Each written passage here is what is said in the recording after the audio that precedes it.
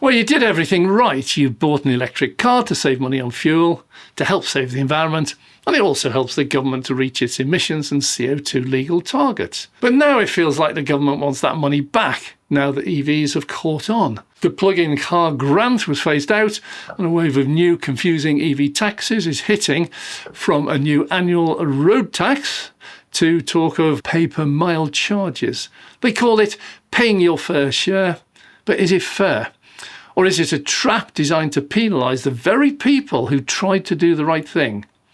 We investigated where this money is really going, and what we found will shock you. This is Dave Takes It On. I'm Dave. Well, the most common and controversial new tax is the Special Vehicle Excise Duty, VED, for electric vehicles. Because EV drivers don't buy petrol or diesel, they don't pay fuel duties that have supposedly funded road maintenance for decades. To make up for that lost revenue, the government is rolling out new annual fees just for EV owners. As of April 2025, the government has implemented VED for all electric vehicles, ending the zero tax band that encouraged so many to switch. But the amounts they're charging raise serious questions about fairness and outcome. From April 2025, most EV drivers will pay a standard rate of £195 per year, which is exactly the same as a polluting petrol or diesel car driver. Now, on top of that, if your EV's list price was over a certain threshold when new, they introduced the expensive car supplement. For cars over £50,000, that's an additional £425 per year for 5 years. That means many EV drivers would have been paying a total of £620 annually just for their road tax. But in the November 2025 budget, the limit was raised from the previous £40,000 to £50,000. No announcements, no fanfare, just a quiet increase. And yet this is hailed as encouraging buyers to switch to EVs. Make your mind up. Now, the government claims this is to make up for lost fuel duty revenue. But is this actually the case? Because while we all believe the vehicle excise duty, car tax, fuel duty, they all go towards paying for the building and upkeep of our roads, it's not true. In fact, all these road taxes just head straight into the government pot of taxes. They are not in any way related. They could just as easily scrap all those taxes and still build and upkeep our roads, or they could double them all and spend not a penny more, but a penny less. They play on our belief in fairness and decency. If we use the roads, we should pay something for them. It's only fair. It's the decent thing to do. Yet these new flat fees are a blunt instrument. While the average petrol driver pays a certain amount in fuel duty, that's proportionate to how far they drive. The more they drive, the more fuel they have to buy. These EV taxes often penalise drivers regardless of how little they use the roads. Critics argue that such high punitive fees are designed to discourage people from switching to cleaner vehicles, directly undermining our government's commitment to strict environmental goals. It doesn't feel like paying our fair share if we pay to use roads, yet don't, and pay more than our fair share for the damage we cause. It feels like a penalty. Now, if the current flat fees feel unfair, the next idea being implemented might feel downright invasive. That's a pay-per-mile charge. Concept is to replace fuel duty with a system that charges you for every single mile you drive. UK government has now confirmed it will introduce such a scheme, sometimes called EVD, or road pricing, from April 2028. Well, here's how it's supposed to work. Drivers of pure electric cars will be charged 3 pence for every mile they drive, on top of their annual VED. Proponents argue this is the fairest system because it directly links road use to payment. The more you drive, the more you pay, regardless of what powers your car. It's supposed to solve the problem of fuel-efficient cars and EVs not contributing their fair share. However, the privacy implications are enormous. A pay-per-mile tax could require the government to know how much you drive and when and where. That's the slippery slope. While some proposals suggest a system of self-reporting your mileage annually, perhaps during your MOT, the most detailed and therefore most effective from a tax perspective systems could use location data from technology in your car or even your mobile phone tracking you. Yep, the problems are huge. New cars do not have MOTs till the end of the third year. What do they do in the first 3 years? Guess? Using your mobile phone could see you both paying 3p per mile for getting a lift in your friend's car. Other systems have you guessing your annual mileage, while others suggest you'll pay even if you do that mileage abroad on holiday. This has rightfully sparked a Big Brother debate. Do we want to trade our privacy for a supposedly fairer tax system? The administrative complexity and cost of tracking millions of vehicles are also significant hurdles. There are ultimately going to be 30-odd million EVs on the road. How do they cope then? That's about 100,000 checks of what mileage they're doing against what they said every working day. So while pay per mile is being sold as the way of the future for road funding, it's a future where your every trip could be totally incorrect, yet logged and taxed anyhow. Okay, so you're now paying a new annual road tax and soon, maybe, a pay per mile charge. Surely that's it, right? Yeah, nowhere near. There's a third way you're being taxed. That's a direct higher rate of tax on the electricity you use at public charging stations. Well, this is where the idea of this triple dipping comes in. You're already paying for road use through VED. Shortly you'll do a pay per mile, and then the government also taxes your fuel. But it does so unequally.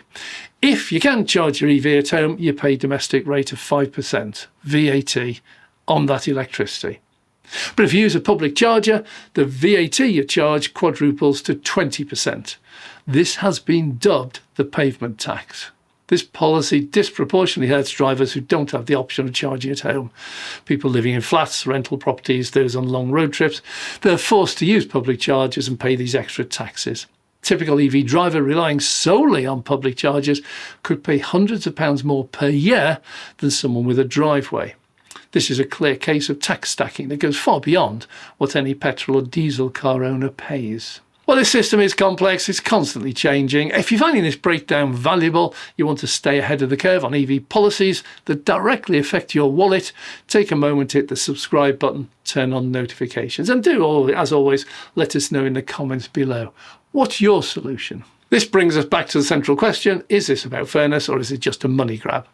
The main justification for all these new fees is that roads are primarily damaged by the vehicles that use them. It is. But the logic falls apart when you look at the science.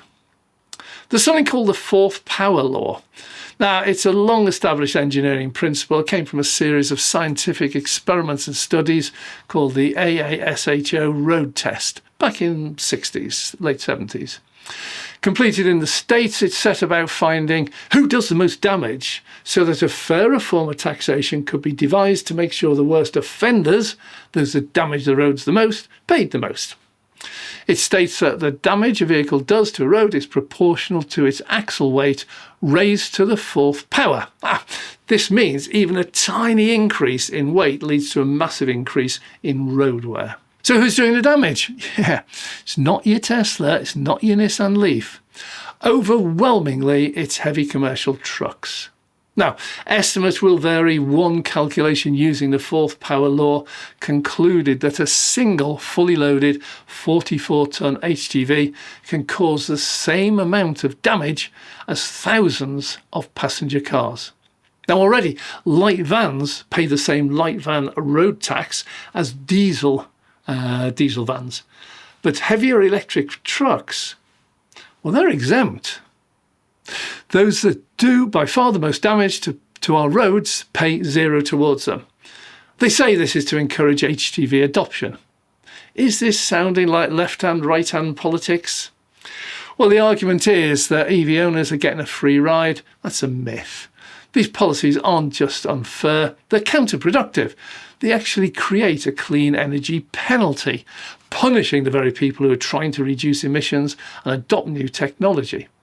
Instead of creating a fair and balanced system that taxes vehicles based on the actual damage they cause, these policies seem to be an easy and politically convenient way to fill budget gaps by targeting a small but growing group of drivers who are seen as being able to afford it if they can drive an EV. The EV tax trap, unfortunately, is real and is built on a foundation of confusing fees, questionable fairness and flawed logic.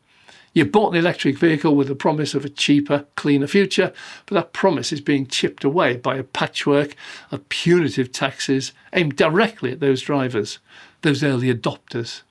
From the new annual VD starting in 2025 to the looming paper mail charges and the unfair 20% VAT on public charging, the message seems to be that no good deed goes unpunished.